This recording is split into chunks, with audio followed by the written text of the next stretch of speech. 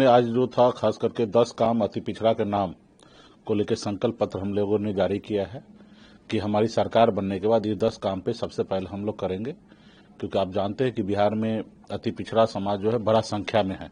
37% की उनकी आबादी है। और कभी जननायक कर्पूरी ठाकुर जी ने बिहार में ओबीसी को 2 हिस्सा में बांटने का काम किया, BC1 BC2, और उसमें अति पिछड़ा को एक अलग से जगह मिला। खास करके बड़ी मछली और छोटी मछली को डिवीजन उन्होंने किया, और जिसके कारण आज बिहार में बहुत बड़ा बदलाव हुआ। जो खास करके अति पिछड़ा समाज से सरकारी नौकरी में टीचर हो या अलग अलग विभागों में देखिएगा तो एक अच्छे संख्या पे वहां पे पहुंचे। लेकिन बाद में अति पिछड़ा के साथ जो है अन्याय किया गया, खास करके नीतीश जी के सरकार में, कि पहले 81 जाति के ये क्लस्टर था। उसके बाद के सरकारों ने अपने वोट बैंक को मजबूत करने के लिए ये 81 से बढ़ाकर 132 जाति कर दिया, और आरक्षण का कोटा कभी किसी ने नहीं बढ़ाया। जबकि हाल फिलहाल में तेजस्वी जी के महागठबंधन के सरकार ने ये बढ़ा रखा, और 25% जब किए उसके बावजूद भी कोर्ट से उनको स्टे लगा दिया गया। तो इसके लिए अभी हम लोगों ने संकल्प पत्र जारी किया है कि आने वाले समय में ये 20% से बढ़ा के 30% हम लोग करेंगे, और 90 अनुसूची में इसको शामिल करने का भारत सरकार पे दबाव बनाएंगे।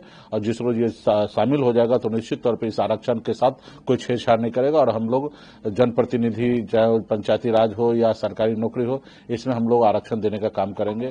उसके अलावा आपने देखा कि किस तरीके से हमारे संविधान में SC ST के लिए एक्ट है कि उनके साथ अगर कहीं पे कोई छेड़खानी होता है, मारपीट होता है, एक स्पेशल एक्ट के तहत उनके ऊपर कार्रवाई की जाती है। उसी तरीके से बिहार में भी हम लोग एक्ट बना के और अति पिछड़ा को संरक्षण देने का काम करेंगे।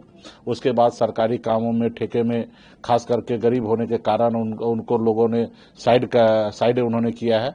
तो इसके लिए हम लोगों ने एक निर्णय लिया कि 50% आरक्षण हम लोग खास करके SC ST को और अति पिछड़ा को देने का काम करेंगे, जिसमें 25 करोड़ रुपए तक का टेंडर में वो काम कर सके। इस तरीके से काम करने का हम लोगों ने निर्णय लिया।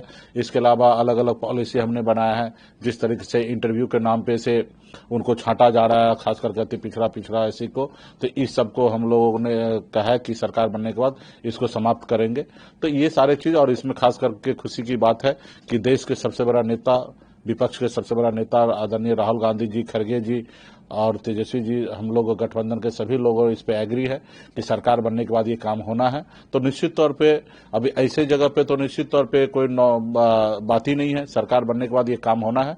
और हमने तो आगे भी बढ़ के हमने घोषणा किया है कि हमारे गठबंधन में हमें जितना भी सीट मिलेगा उसमें से आधा सीट SC और ST और अति पिछड़ा को हम लोग लड़ाने का काम करेंगे। अगर 37% आबादी है तो 37% टिकट भी देने का काम हम लोग करेंगे। और हम अपने गठबंधन के साथी से भी आग्रह किए हैं कि आप लोग भी खास करके सामाजिक न्याय, आर्थिक न्याय के साथ साथ जनप्रतिनिधि भी बनने का मौका हमारे गठबंधन दे, और निश्चित तौर पे जब ये होगा तो बिहार में सरकार हमारी बनेगी। CWC की बैठक भी थी जिसको लेकर के भाजपा ये दावा कर रही है, साथ में क्रिटिसाइज भी कर रही है कि कांग्रेस जो है वो दबाव बना रही है अपने गठबंधनों के ऊपर कि ताकि उससे जो है सीट जो है मनचाही मिले। कैसे देखते हैं इसको? नहीं, देखिए, भारतीय जनता पार्टी हमारे लिए अच्छा थोड़े बोलेंगे। वो भारतीय जनता पार्टी से हमारा यही आग्रह होगा कि आप अपने घर में देखिए, दूसरे तरफ ताक झांक करना बंद कीजिए। ये तो हमेशा भाजपा का काम रहता है। अपने घर में देखिए, लंका में आग ना लग जाए। जो आपके हनुमान है ना, वो कभी भी आग लगा देंगे, तो उस हनुमान के ऊपर नजर रखिए और हमारे इधर बेफिक्र रहिए। हम लोगों को पता है, हमारे 243 सीटें, 6 दल है। हम लोगों को पता है कि सब मिलकर हम लोग आने वाले समय में गरीब पिछड़ा के अधिकार के लिए लड़ाई लड़ रहे हैं। हमारे लिए सीट उठ का कोई मायने नहीं रखता। हम लोग मजबूती से 243 पे सभी दल के लोग मिलकर लड़ेंगे और आने वाले समय में बिहार में सरकार बनाएंगे। प्रशांत किशोर इन दिनों जो है काफी जो है आरोप लगा रहे हैं एनडीए के लीडर के ऊपर, जिसमें अशोक चौधरी का भी नाम लिया और कई बीजेपी के नेताओं का नाम लिया। कैसे देखते हैं इसको? वो लोग जस्टिफाई भी कर रहे हैं कि झूठ कह रहे हैं, बदनाम करने की कोशिश कर रहे हैं, क्या कहिए? नहीं, जिस तरीके से प्रशांत किशोर ने प्रेस कॉन्फ्रेंस करके बोल रहे हैं, पेपर दिखा कर, उसी तरीके से इन लोगों को आना चाहिए। ये इक्का दुक्का बोलने से नहीं चलेगा ना। और रहा कि अब ये आने वाला समय में अगर प्रशांत किशोर जी झूठ बोले तो केस कर दीजिए। इतना तो आप पे हिम्मत है नहीं क्योंकि आपको भी पता है कि वो लोग गलत है। तो आने वाले समय में वो लोग लड़ रहे हैं और आने वाले समय में नीतीश कुमार जी सिर्फ देख रहे हैं। यही नीतीश कुमार जी थे जो पहले किसी के ऊपर कोई आरोप लग जाता था तो मंत्रिमंडल से बर्खास्त कर देते थे, लेकिन अभी नीतीश कुमार जी अस्वस्थ हो चुके हैं, वो पूरा सरकार को देख नहीं रहे, इसलिए इस तरीके से भी चल रहा है। और नीतीश जी अपने जो अंटर फंटर जो भी लोग हैं भ्रष्टाचारी है उनको अगल बगल में बैठा कर रखे। क्या लगता है मुख्यमंत्री एकदम किसी चीज पर नजर नहीं? हाँ, अस्वस्थ हो चुके हैं। अगर स्वस्थ है तो आप चले जाइए भाई, एनआई बहुत बड़ा संस्था है, जाके इंटरव्यू तो लेके देख लीजिए। इंटरव्यू दे दे तो हम मान लेंगे कि स्वस्थ है। जीएसटी रिफॉर्म्स पे जिस तरीके से दावा किया जा रहा है कि बहुत अच्छी सौगात है, बहुत रियायत मिल रही है सरकार की। हाँ, वही कहावत है ना कि बिल्ली 100 चूहा खा के हज करने के लिए चला गया। 7-8 साल से देश के गरीब को चूस चूस कर उसको अधमरा कर दिया है मोदी जी ने। 55 लाख करोड़ रुपया लूट लिया और उसके बाद आज वो उनको एहसास हुआ कि देश के लोग बदहाली में आ गया, तो वो जाके टैक्स में रिवाइज किए और कम किए और उसका ढिंढोरा पीट रहा है। अभी उनको देश के लोगों से माफी मांगना चाहिए कि और देश के लोगों से जो 55 लाख करोड़ रुपया जो लूटा है वो देश के जनता को समर्पित करना चाहिए। वो बताना चाहिए कि पैसा लूट कर क्या किए, किस अडानी अंबानी को पहुंचाए हैं, वो करना चाहिए, माफी मांगना चाहिए। और ये ढिंढोरा पीट रहे कि हम बहुत कुछ तीर मारे बाग मारे, तो ये तो अभी देखिए भाजपा का कल्चर है, पहले लूटना।